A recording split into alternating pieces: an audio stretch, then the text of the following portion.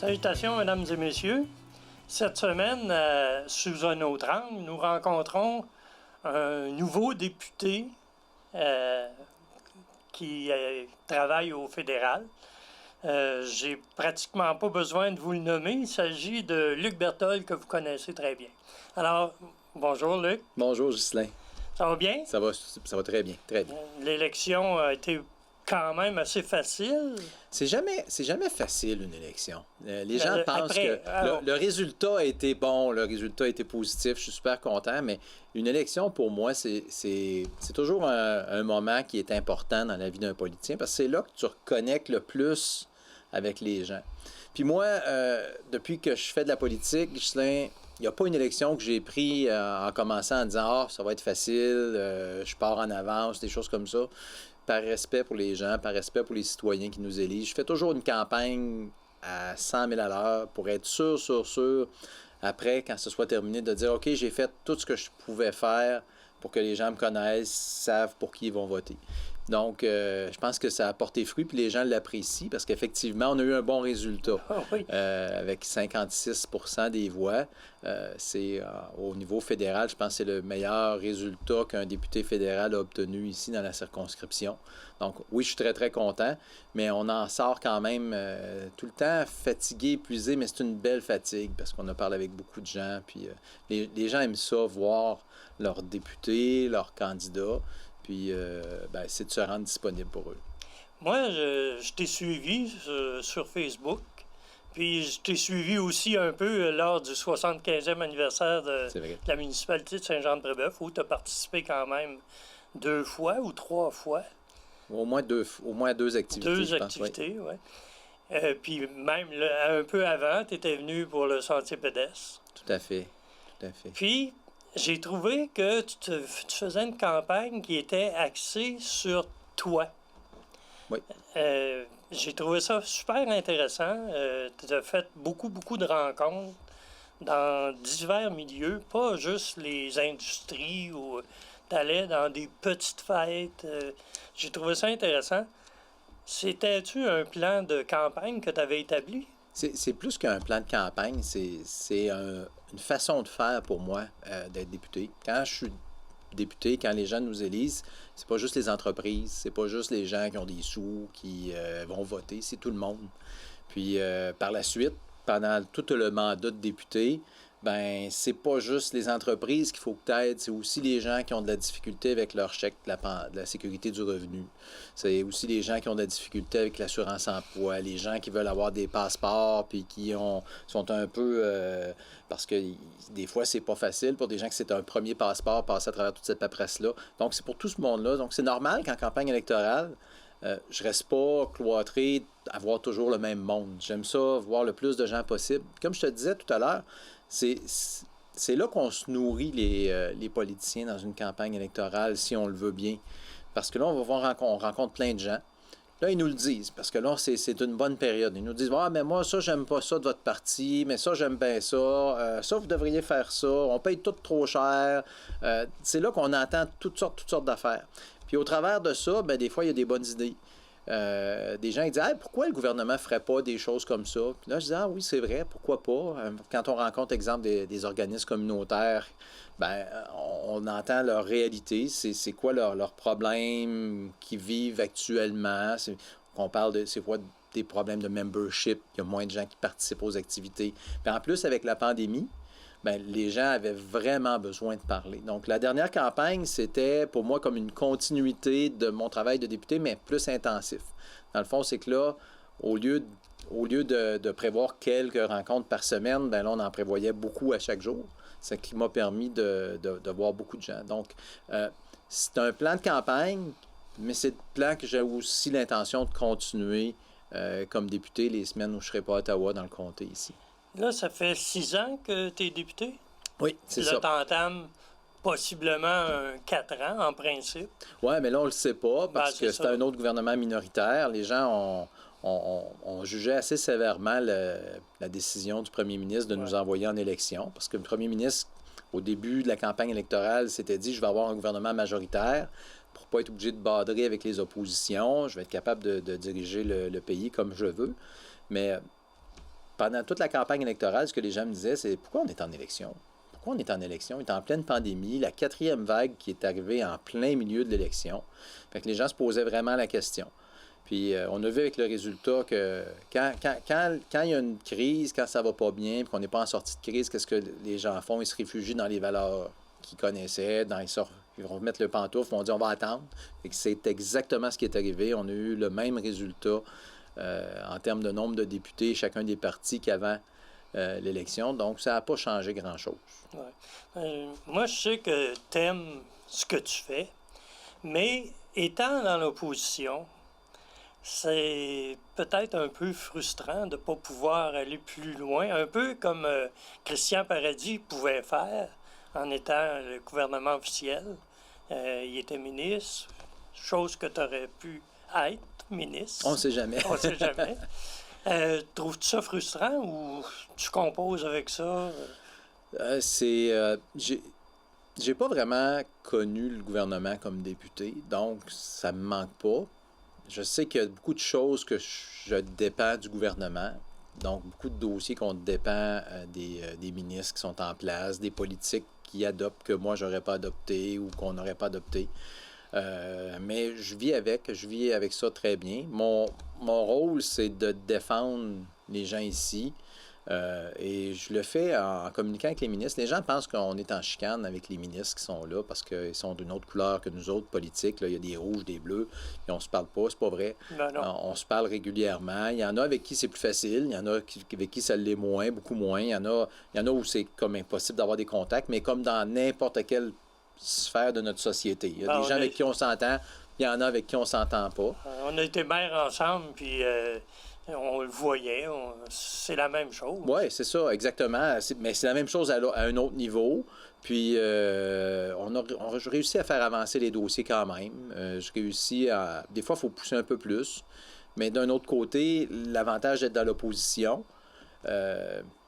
par rapport à un député, exemple libéral, qui serait un député d'arrière-ban, qui n'est pas un ministre, ben c'est que les ministres ont peur que nous, on sorte de la place publique pour dénoncer des choses ou pour parler d'un dossier.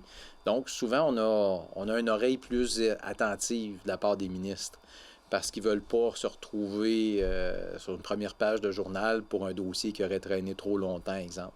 Donc, je me sers de ça pour faire avancer les dossiers des gens de chez nous. Puis, je m'en sors pas si pire, je pense. Mais vous devez quand même avoir une ligne de parti. Tu peux probablement pas dire ce que tu veux quand tu veux. Il y a deux volets. Il y a les dossiers régionaux, que là, on peut travailler pour aider nos gens, c'est sûr. Puis là, c'est pas une question de ligne de parti, c'est mon travail de député pour représenter les gens de chez nous. Puis je représente les gens qui soient libéraux, qui soient bloquistes, qui soient NPD ou conservateurs. Quand tu es élu, tu représentes les citoyens de ta circonscription, c'est ça. Puis après ça, il y a les dossiers nationaux, où là, il y a ce que les gens parlent de la ligne de parti, comme si c'était quelque chose qui faisait en sorte que ça nous empêchait de parler. Mais c'est pas vrai. Une ligne de parti, ce que ça fait, c'est que tu peux parler, mais pas publiquement. Une fois qu'on s'est tous mis d'accord sur la ligne, tous les députés ensemble, là, après ça, on défend cette ligne-là qui devient une ligne de parti. Okay. Mais s'il y a quelque chose qui ne fait pas mon affaire... Tu n'en parles pas. Ben, je vais en parler dans mon caucus. Je vais le dire à mes collègues. Ça, c'est une position qui ne fait pas mon affaire. Puis je vais tenter de convaincre les gens que cette position-là n'est pas bonne. Donc, il y a déjà un débat qui s'est fait, mais à l'intérieur de notre caucus. Avant qu'on sorte publiquement avec une ligne de parti, comme on dit, on a eu la chance de faire valoir notre position puis de dire on est d'accord avec ça, on n'est pas d'accord. Mais après ça, c'est du travail d'équipe. Après qu'on a lavé notre linge sale quand c'est du linge sale ou qu'on a trouvé un consensus sur un dossier à l'intérieur du caucus, bien après ça, quand on sort de là, c'est normal qu'on respecte la décision qu'on a prise tout le monde ensemble. Et c'est ça la fameuse ligne de parti. Mais c'est pas parce qu'on a ça qu'on n'a pas eu l'occasion de faire valoir notre point de vue avant. Si on n'a pas convaincu nos collègues que notre idée était la bonne, ben peut-être qu'on n'aurait pas réussi à convaincre plus le gouvernement non plus. Donc, ça. On a un travail à faire à l'intérieur même de notre parti. Donc, moi, j'ai jamais eu de problème avec la ligne de parti parce que j'ai jamais trouvé que ça m'empêchait de parler. Mais quand, une fois, effectivement, qu'on sort du caucus et qu'on a pris une décision ensemble, bien là, c'est comme une équipe de hockey. Là. On a des buts à compter, c'est dans ce but-là, c'est pas dans celui-là. Donc, on compte pas dans notre propre but, on essaie de compter des buts dans le but adverse, puis c'est la même chose en politique. On a appris que le directeur des élections réforme la carte électorale, et puis le Québec perdrait un siège. Ouais. Vous en pensez quoi? Bon, c'est inacceptable. Quand j'ai pris connaissance de la volonté du directeur général des élections d'enlever au Québec un siège, ma première réaction, ça a été de dire c'est dangereux, puis c'est dangereux particulièrement pour le comté de Mégantic-l'Érable.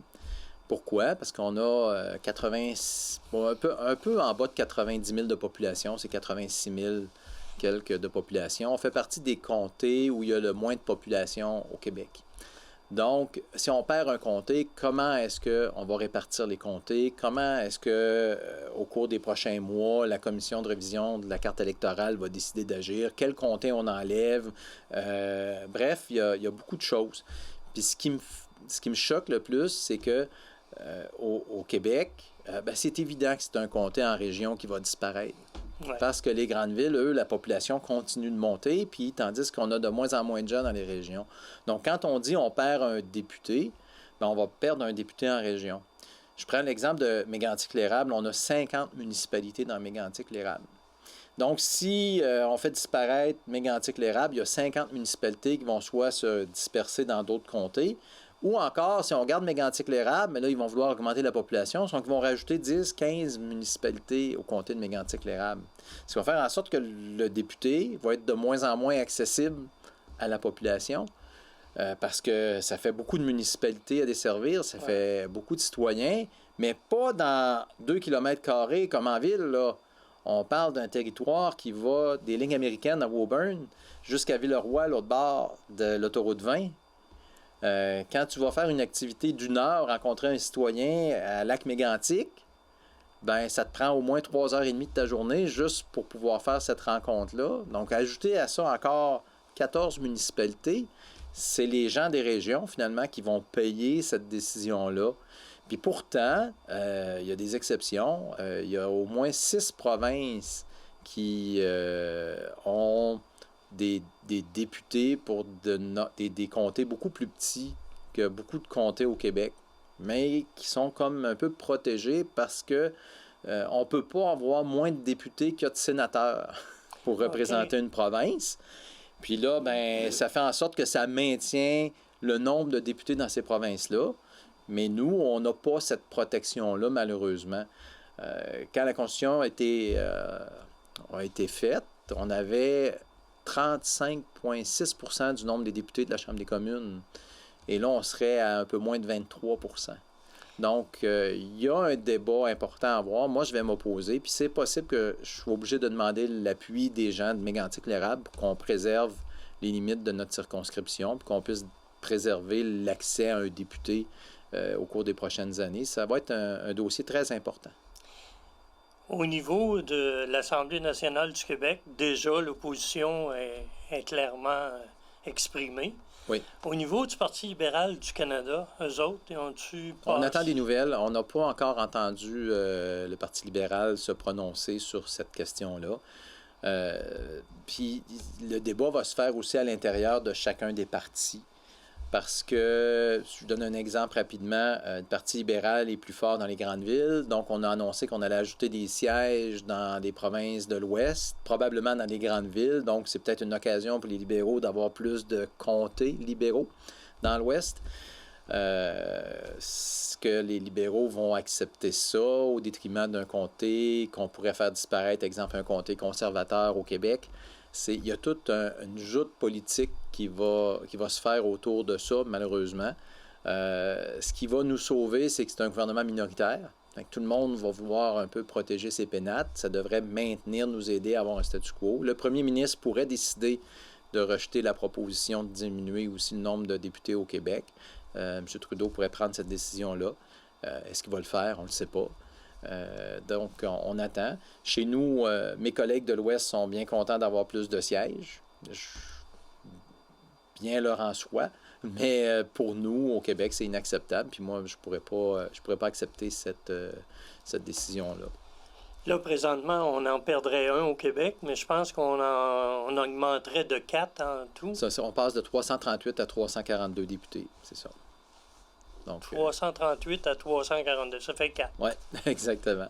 Donc, c'est dans l'Ouest, 1 en Ontario, puis 3 dans l'Ouest, le nombre de députés. Quoique l'Ouest, depuis quelques années, la population augmente beaucoup. Mais il y a plein de variables qu'il faut tenir en compte. Est-ce qu'on tient compte des électeurs? Est-ce qu'on tient compte de la population?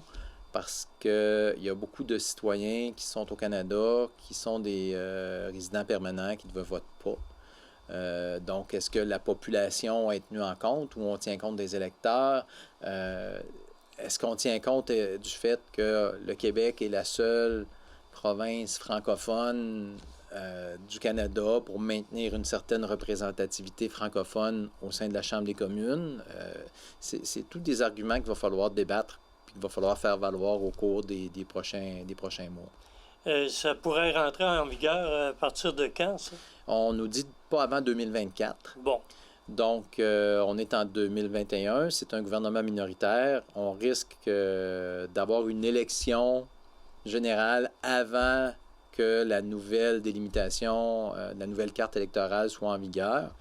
Mais il ne faut pas se laisser endormir par ça. Faut quand même être vigilant puis faire en sorte de faire les démarches qu'il faut puis faire les combats qu'il va falloir faire si on décide de vouloir enlever un siège au Québec.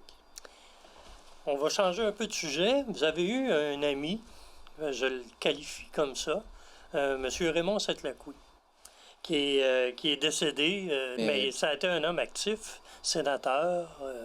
Sénateur, un passionné de la politique,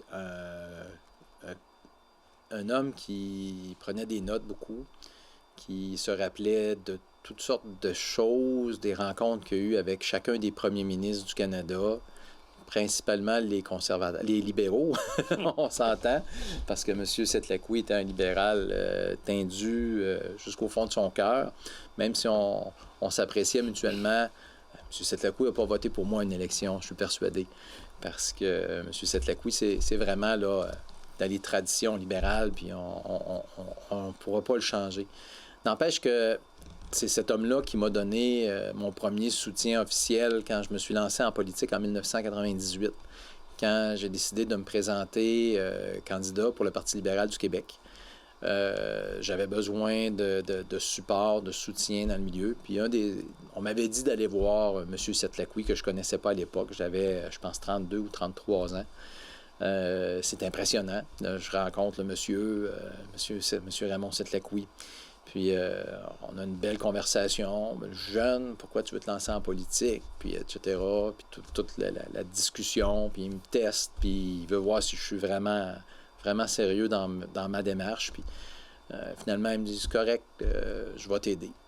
Puis effectivement, il a été là pour moi pendant cette première campagne-là. On l'a perdu, mais ça a créé un lien qui a toujours existé. Je pense que un des moments les plus marquants de notre relation, ça aurait été quand j'ai décidé de me lancer pour le Parti conservateur pour succéder à Christian Paradis. Je me souviens très bien que M. Raymond n'a pas tardé à prendre le téléphone et à m'appeler et me dire « Qu'est-ce que tu fais là? Tu vas perdre! » Ça a été, je me souviens, là, ses propos. Puis, mais tout ça toujours dans le respect. Puis, quand j'ai eu l'occasion de le rencontrer, je l'ai vu dans la campagne électorale, c'est quelques semaines seulement avant son décès. Je suis allé le rencontrer à sa résidence avec son épouse. On a jasé un petit peu. Puis une chose qu'il disait à tous, là, c'est tu es le dernier ami qu'il me reste. C'était sa manière d'ouvrir une conversation. Puis on a fait le point justement sur notre relation conservateur-libéral. Puis il dit, Luc, ce que j'apprécie de toi, puis c'est ce que j'aime de la politique, c'est qu'en politique, on est des adversaires, on n'est pas des ennemis. Et ça, il me l'a dit, cette rencontre-là, au moins 2 ou 3 fois. Puis c'est effectivement le cas. Parce que si on considère les gens qui se présentent contre nous, les gens d'en face, comme des ennemis, ben ne sera pas capable de travailler avec eux autres. Ouais, c'est vrai. On ne partage pas les mêmes idées, on ne partage pas nécessairement les mêmes façons de voir, mais on est tous dans le même bateau, puis on a tous le goût, le souhait, la passion de servir notre monde. On n'a juste pas les mêmes véhicules pour y arriver. Donc, en ce sens-là, c'est vrai que nos motivations sont semblables. On n'a pas à être des ennemis, des adversaires féroces, on peut. Mais quand on a fait notre débat, c'est important d'être capable d'aller voir la personne en face et lui dire « Ah, tu avais un bon argument » ou « Oups, là, je t'ai allé un peu trop loin », puis d'en jaser puis de continuer à vivre parce qu'on est des humains d'abord et avant tout. Puis ça, je pense que c'était la grande qualité de Raymond Sept-Laquille, de reconnaître ça, d'être capable de se faire des amis dans tous les camps politiques. Puis d'être capable de le dire aussi à ses adversaires, que c'était des adversaires, d'être fier d'être un libéral, et pour ça, j'ai beaucoup de respect. Puis là, j'oublie tout le côté de tout ce que M. Sept-Laquille a fait dans la région aussi. Oui, bien, quand tu as été maire, évidemment, c'était un appui assez intéressant à avoir.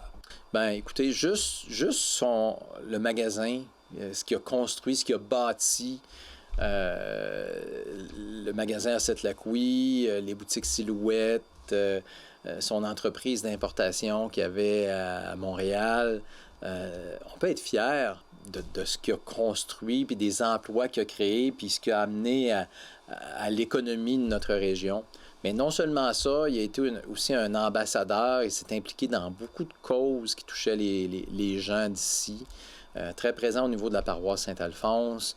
Il était toujours là quand on avait besoin d'aide, soit lui-même ou soit par ses contacts qui réussissaient à nous attirer des choses. Donc, c'était un amoureux de la région, un amoureux de sa ville, puis qui était un peu de la philosophie je te donnerai pas à manger, mais je vais te montrer comment aller... Je ne te donnerai pas le poisson, je vais te montrer à pêcher. C'est ça, exactement.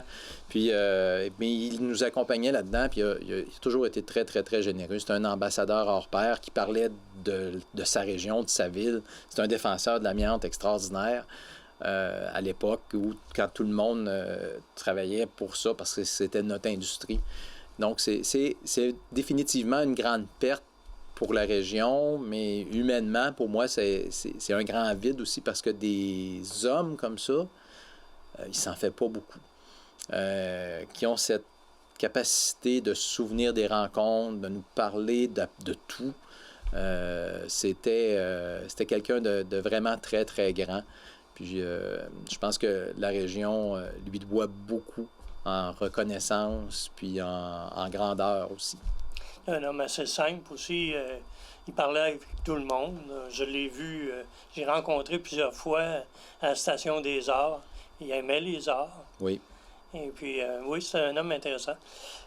Un autre que peut-être que tu dois rencontrer de temps en temps, c'est Christian Paradis. Depuis que Christian a quitté la politique, il a fait sa carrière dans un autre secteur. Il est à Ottawa maintenant. Il est à Montréal. Ah, il est rendu à Montréal. Oui, il est à Montréal avec sa famille.